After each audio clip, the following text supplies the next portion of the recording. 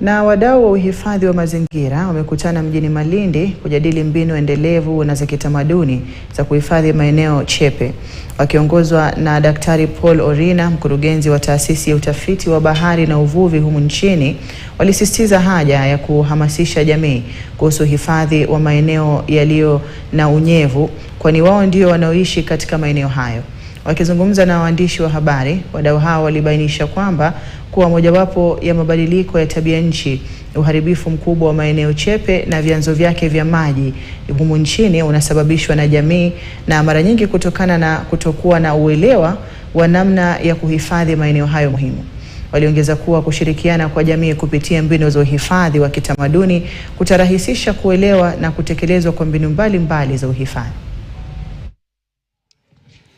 Kuhusu maeneo loevu na jamii, maana jamii ndiyo inakaa katika sehemu zile. Sisi wadau ambao tunaondoka katika sehemu ya serikali na wale wa private sector, tunakuja tu kuwahamasisha na kuwasaidia kuelewa umuhimu. Lakini leo la muhimu sana kabisa ni kuweka jamii katikati ya mazungumzo ya leo, ili kwamba waweze kuelewa umuhimu wao katika kutunza maeneo yale. Chemichemi nyingi tumejaribu kusaidiana na jamii na mashirika mengine kupanda miti, kuhakikisha taasisi za serikali zinatekeleza sheria ambazo zinawajibika katika kulinda sehemu zile. Ikiwezekana tuweze kufanyia